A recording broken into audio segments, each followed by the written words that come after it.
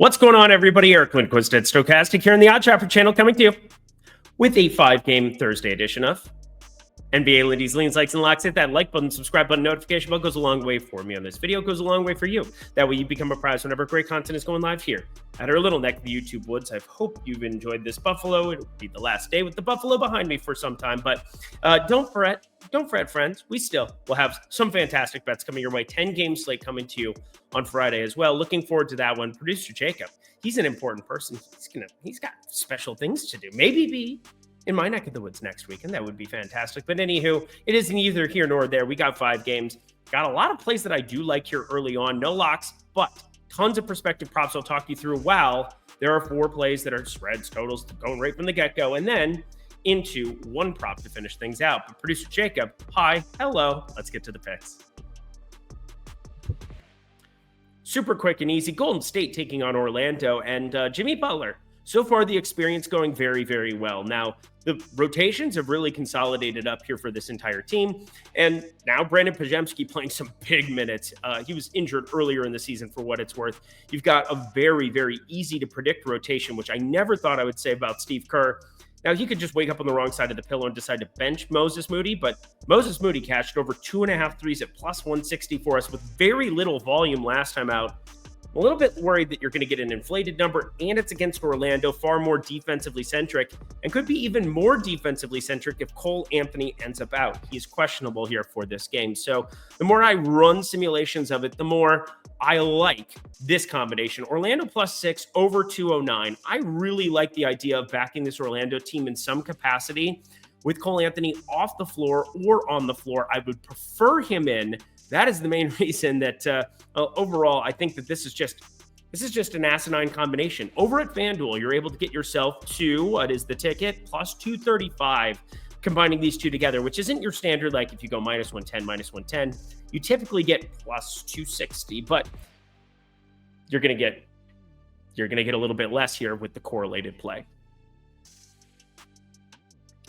Denver minus 2.5 taking on the Milwaukee side of this one, and a lean like is in store for it. First off, we're seeing Giannis. That minutes limit thing was so overhyped, and I'm still so tilted that he didn't get to 25 points for us on that game where he definitely was going to play way more minutes than anticipated. He's played 32 the last 2. On the season, he's averaging 34, so really not a minutes limit here anymore. And against Denver, if this game is competitive, you're going to find ways for 34 minutes for Giannis Antetokounmpo. If there's an overtime period, he will play it. I'm not too concerned in that regard, but no props out here as of yet, because on the Milwaukee side, we've seen some random rotations. Pat Connaughton out, but Bobby Portis, he's suspended for another 21 games because he was a bad boy. We've seen Jericho Sims now enter this rotation. It is really brutal to watch him, the former New York Knick, out there for 8-10 minutes a night. It is brutality, but he's there. Taurean Prince, Kyle Kuzma, number of other pieces from a prop perspective that can do just enough to take the lure off of Lillard and Antetokounmpo, even though 241.5 total, that's a spicy meatball. I'm looking at under right now, under 241.5. Again, that's kind of been the name of the game here coming off the All-Star break, but I haven't bet it yet. So it goes in the lean light category. I do think props are probably going to be more advantageous, but everybody's in here. Denver, perfectly healthy outside of Kensar and Peyton Watson, who really aren't prominent parts of the rotation. So just a pass overall. Game number 3, Charlotte taking 10 points here. 10 points on the Charlotte side, even though LaMelo Ball back and good to go. Mark Williams should be good to go here. Not a back-to-back like we saw for Charlotte where they sat all of those pieces. And I'm still mad that we were 1 rebound away from a plus 500 double-double there for Nurk Daddy. But I digress. The Dallas side has 2 massive Q tags, PJ Washington, Dwight Powell. Now, the Dwight Powell one, I guess it doesn't matter as much purely because you have Moses Brown on a 10-day contract, has played the last 2. They at least found a guy who can play a little bit of center for them, who's an actual center. As for PJ Washington, we know that one matters more. Max Christie stepped back into the starting lineup over Dante Exum. If Washington ends up out and Powell ends up in, I assume we just get Exum moving up. If you get both out, I assume Moses Moody's on the brain there. I think Moses Brown ends up there as your starter, and I would be pretty interested in trying to jump on some props of his early upon open. Now, I'm kind of predicting where they are going to be at, a very low number. I have a feeling his minutes projection should be higher, but This is all a fancy way of saying Charlotte's been playing slower in pace, playing through Nurkic when he's on the floor at times, helping out there with LaMelo Ball. I like the under of this, 224. Modeling really has this under at 219.5. I know a lot of you don't love these unders coming through, but hey, 2-1 on the 3 locks on the under. Those were just asinine lines. And of course, Memphis almost put up 300 in overtime. So good times in that one. Maybe we don't take Memphis unders anymore. That's just a thought. This is a thought, though. Lindy and friends, a great Discord. Myself, Eitan Chander, would love to see you guys there. You sign up at the link below.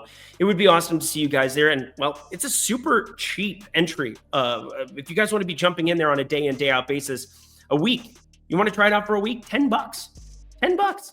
You want to try it out for a month? Less than $1 a day, $25. Wanted this to be affordable for any and all. Wanted to make sure that if you needed access to me on a day in, day out basis, you had it. Lindy50.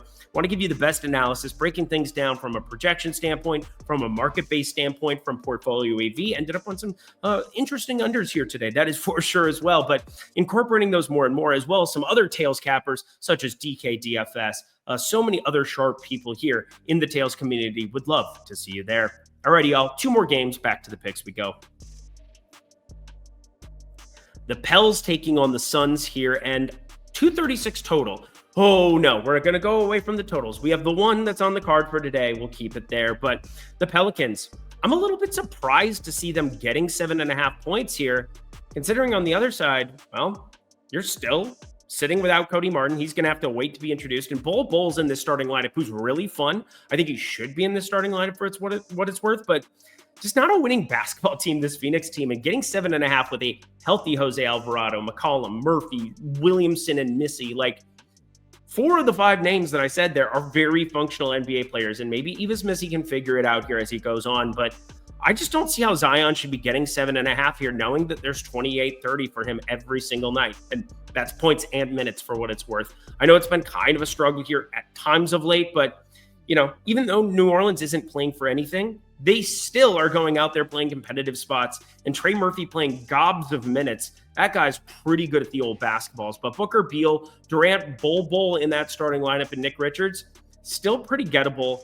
I think it's a pretty wide number. Again, have this closer to 4.5. That puts us on the Pelicans, plus 7.5. I like it. To the last game we go. And my Minnesota Timberwolves, the comeback of the season, down 16, finding a way into overtime. Ant comes back from injury, gets the block. Incredible stuff overall, but now, huge test. These are 2 Western Conference contenders. I don't think there's any question about it at this point.